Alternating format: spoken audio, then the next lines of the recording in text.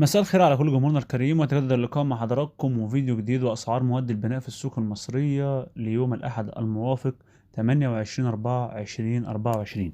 كل ما أتمنى من حضرتك اللايك والاشتراك في القناة وتفعيل زر الجرس عشان تعرف أسعار المنتجات في السوق المصرية بشكل يومي وبشكل مباشر. نبدأ مع حضراتكم بأسعار الحديد. وجاء حديد عز ب41,500 جنيه للطن، حديد الجويشي ب38,500، الحديد الاستثماري ب38,000 جنيه. أما بالنسبة لأسعار الأسمنت، أسمنت السويد ب2260 جنيه، أسمنت الممتاز ب2200 جنيه، أسمنت السهم ب2070 جنيه، أسمنت التشطيبات ب1600 جنيه، أسمنت 52.5% ب2200 جنيه.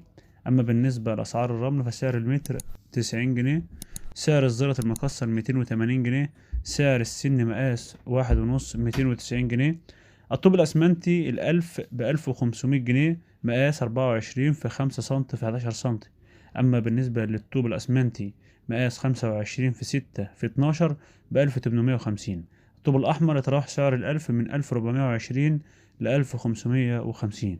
كده أكون قدمت لحضراتكم أسعار مواد البناء ليوم الأحد الموافق 28/4/2024. كل بتمنى حضرتك الله والاشتراك. دمتم في أمان الله ورعايته.